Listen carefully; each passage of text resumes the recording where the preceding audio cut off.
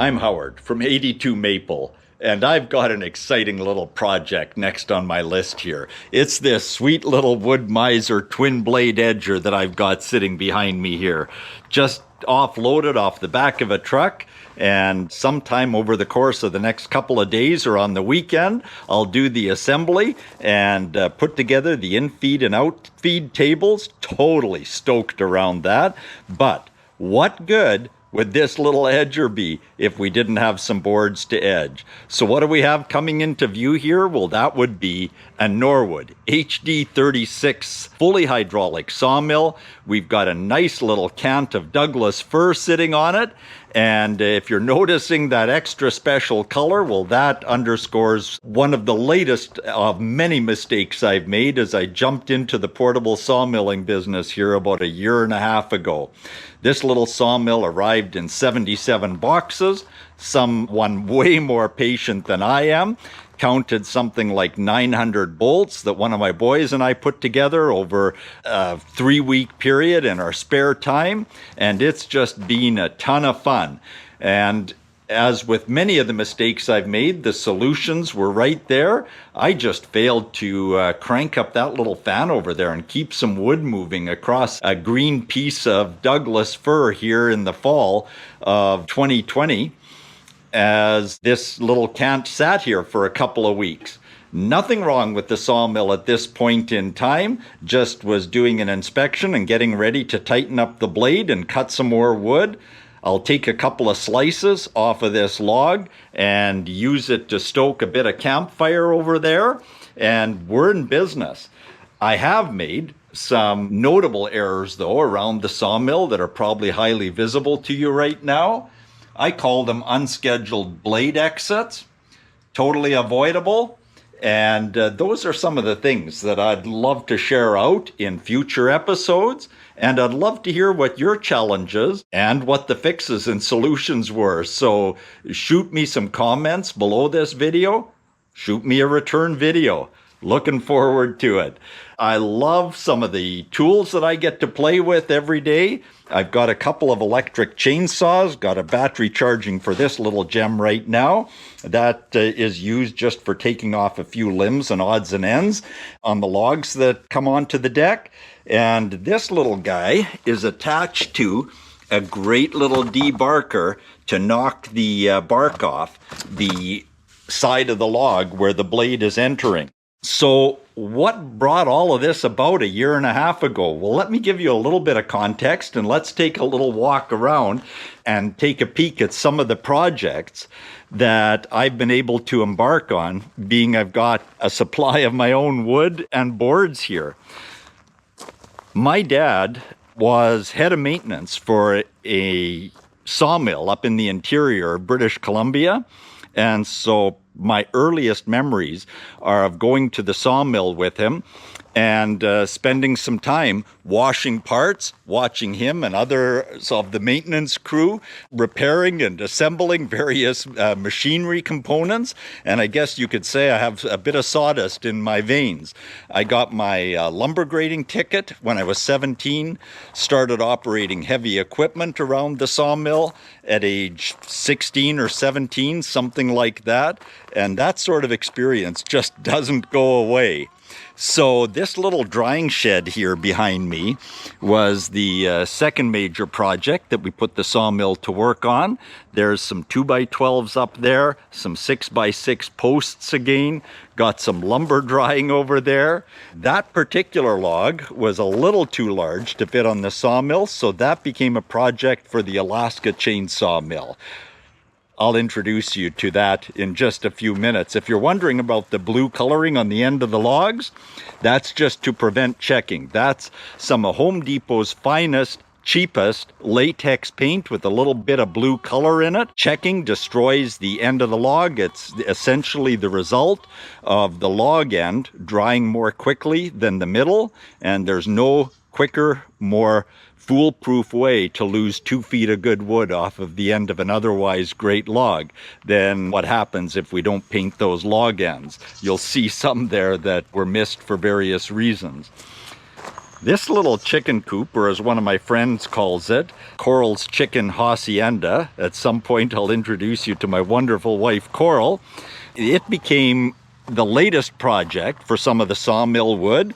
We used some of the live edge here as we built some doors so we can collect the eggs. Hey, talk about farm fresh eggs. Don't get any better than that. All without having to go into the chicken coop, just like as if we were real farmers. Let's take a quick peek inside. We have a special little spot for some young'uns in there. Here's the other side of the nests. All of the boards were cut on the sawmill, as you might expect. Some roosts over there. And it was just a ton of fun. We're able to assemble it along with a little bit of plywood over the course of a couple of weekends. And it's the latest in a lineup of some outbuildings for some of the beasts that roam the farm here, including, we'll take a look here. Oh yeah, we've got some goats in here. Just put this little pen and playground area together quite recently. If we look around the corner, and we're in good luck, we might even find a micro pig. Hey, somewhere over there, you can hear, that would be Coco. How you doing there, Coco? Always happy, tail wagging. It's a good life on a sunny day here in the Vancouver area. Fortunately, I have some assistance from some equipment. Nothing big, but it manages things. That little 23 horse cat over there, no, it can't pick up the biggest of the logs, but we can drag, push, pull, and ultimately grab one end of the log and get it onto the log deck, just enough to process it through the mill. All of these logs have come from blowdown, or soon to be blowdown, in the Langley area here. We get some winds through here during the winter, and these trees come down. I fortunately have some decent relationships with some local tree fallers, and the logs end up here. This is kind of my little machinery row. I have a little John Deere 1026, so I've got a grater blade up there for it, a little bit of a grapple that works very effectively at keeping the logs in check as I'm moving some of the smaller stuff around, some forks. We'll just take a walk down this way past this log deck, and I'll share with you a couple of the other tools that we use to keep things flowing in terms of the logistics. Over there, you'll pick up a little bit on another project that we were able to accomplish completely with reclaimed wood. It's a nice little 12 by 16 greenhouse. Everything on or around that greenhouse was reclaimed except for the clear laminate that you see in the fan on the end. That was a particularly fun project. In terms of moving logs around, this little flat deck here is invaluable. I've got some stakes that fit in the stake pockets that give me about 2 feet above the deck to keep the logs on until I can throw a wrapper around them. And then there's a great little winch here that I can take on or off at will. Has about 12,000 pounds pull. You attach that through an extra pulley or block, and it's good for 24,000 pounds. It's actually brought most of the logs that you saw out in the log yard to the property here. Great little trailer, tilt deck, and there's the little John Deere 1026 that I was telling you about. It's right now tied on to the end of a dump trailer, which has been invaluable as well. Great little addition to our fleet of things that move things. Its latest accomplishment was to bring us a load of sawdust for a horse paddock back there. And this is no masterpiece at all here, this little sawdust bin. Coral and I hacked it together this last weekend using wood that has absolutely no commercial value because it was all odd size stuff, miscuts that had come out of the sawmill. Hit it quickly with a torch to give it some color and character, and here it is. Let's go inside the little shop for a minute. It'll give us a sense of some of the other things we'll talk about in upcoming videos. This is an old little barn that was on the property. It predated us by a long shot. We knocked out some stalls. It's in the process of being converted to a little woodworking shop. And hey, I'm sharing this because I'd like you to share the journey. And again, let me know what I can be doing better. I'm open to suggestions on some of the equipment for this little shop and setup diagrams, layouts, anything for a small woodworking shop to make interesting things out of interesting pieces of wood.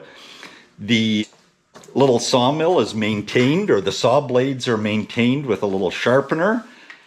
That was a whole new item that I can add to a resume that I'd never anticipated having, and that is sharpening my own saw blades. This little piece of equipment made it super easy. I have a similar piece of equipment for chainsaw chain, which I'd hand sharpened for years very ineffectively, very poorly, and now I actually get a consistent outcome. So there you have it. That's kind of how I live my life. And thanks for being part of this little video journey around the farm at 82 Maple. And hey, I'll even introduce you to another member of the family. Yep, that would be Romy. Hey, Romy. Good boy. Good boy. Sit. Sit. Good boy. Shake a paw. Such a good boy. Would you believe he's only 11 months old? Rescue dog out of northern Manitoba. Just a terrific little guy. Call him Romy because he and two of his siblings showed up here at the farm one day when they were maybe 8 weeks old. And he was the adventurer. He just came scooting across the yard, wanted to hang out with me. Got to keep that guy. Yeah, just a terrific shop buddy. He usually occupies that little bed over there, right under the Snap-on Tools logo. I was a Snap-on dealer in 1974 to 1976. Learned more about sales than I could have possibly learned in any other environment. Did a little go-kart racing a few years back. That cart there took me through a qualifying round here in British Columbia and sent me off to Italy to do a little bit of racing. So it's a good life. There hang some new saw blades, some more down there in boxes. It seems that I'm going through saw blades a little too frequently. Got to get my arms around that. Here's our Alaska chainsaw mill. Got everything torn down. Just doing a thorough cleaning and getting it ready to cut some really sweet slabs of probably something like 36 to 42 inch wide wood. 2.5 inches thick, and put some finish on it, and we'll see what we can make with that. You know, it's a great life, COVID aside, but here's my new COVID mask made by two of my little granddaughters that are kind of 3 and 5 years old. And that's it. A gift from one of my boys that hangs on the wall. And it kind of sets a tone for how we can attack adversity and opportunity alike. Hey, I hope we can visit often. Again, questions, suggestions, and more. Always welcome here. I'll just close off with this. I've referenced 82 Maple. This is the little branding iron that somebody way smarter than me thought up. I'm not holding it right, but it's clearly the reverse of what the intended outcome is. So maybe this one shows it best. I clearly need to work on my branding iron skills, but what 82 Maple stands for is the maple leaf is clearly Canadian. So Canadian woodworker that still has 8 fingers and 2 thumbs. I want to keep it that way, but the branding did cause at least one of my children to suggest, are you sure you don't want to reserve a website called 81 Maple or maybe 71 Maple? Hey, with your suggestions, with the community of those that do woodworking and use portable sawmills. Here's to 8 fingers, 2 thumbs, and just a ton of fun. Plug in your comments, plug in your questions. Love to hear from you. Talk soon. And we'll get that Woodmizer, whatever it is, 100 twin blade edger up and running, and I'll share out a little video of the assembly process. Stay tuned.